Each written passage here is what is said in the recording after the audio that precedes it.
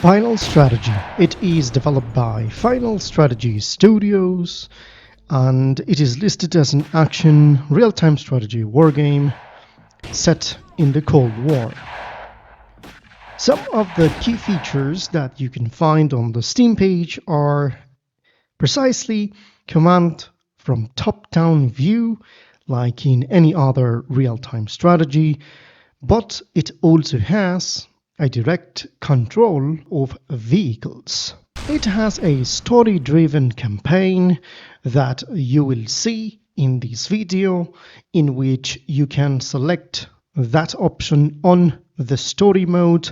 So as it is said on the Steam page, it says a mission to stop the man destroying itself with nuclear weapons. Apart from that, it has a realistic tone, obviously modern combat. You will see infantry, vehicles, artillery, aircraft, drones, and specialized units. It is also stated on the Steam page that they will have on the game generative AI content, which I am not an advocate. There are a lot of rough edges here. It is clear that they want this to be more than one single thing. By this I mean a hybrid in between an RTS and a wargame, and a realistic wargame to be more precise. The movement lacks fluidity, the pathfinding is terrible, let me add, but it shines in several other things, such as the personal control of the tanks and other vehicles. The game presents with health bars on the top of the units, status attributes such as armor, damage, range, and also rate of fire, which is pretty well appreciated. The units are not fleshed out as you may expect. Some of them are, let's say, Russian tanks, French tanks, and other random stuff.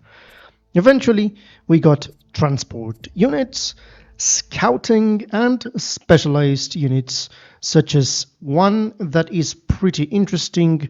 It is some sort of a ninja that I have seen, in which you can steal other vehicles. Furthermore, units are with no individually distinguishable parts. They are treated as a whole, and also it presents fog of war. Talking about actions, you can do the standard stuff here: move, attack. You can hold the unit or stop, but no established formation actions are to be seen. You can't produce, you can't retreat or send patrolling, including waypoints. Specific weapons are not defined numerically, but they apparently and visually are present on the unit models.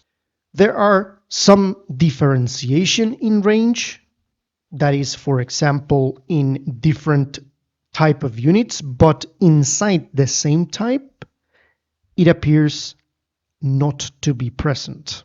Now let's talk about weapon damage. Again, in between infantry units of the same type, there doesn't seems to be any big difference, but for example, in between a tank, a helicopter, or an artillery, there is going to be a little bit of differentiation.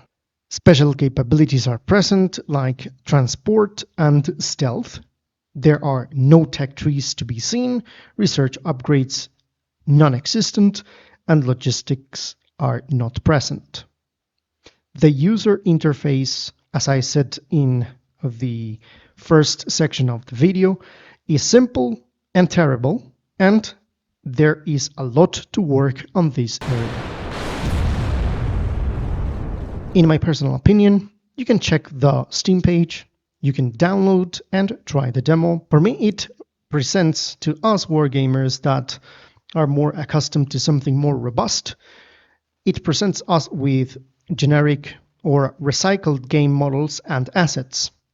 Not sure if this is just to present the game for testing, however, I will not put this game in the high quality shelf of other games of its type.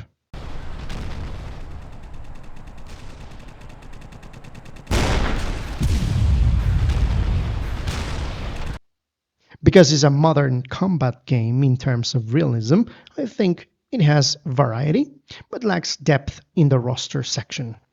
As I said, this needs a lot of work, and also appears to be the first game developed by the studio, judging by the name, which is actually the same as the actual name of the game.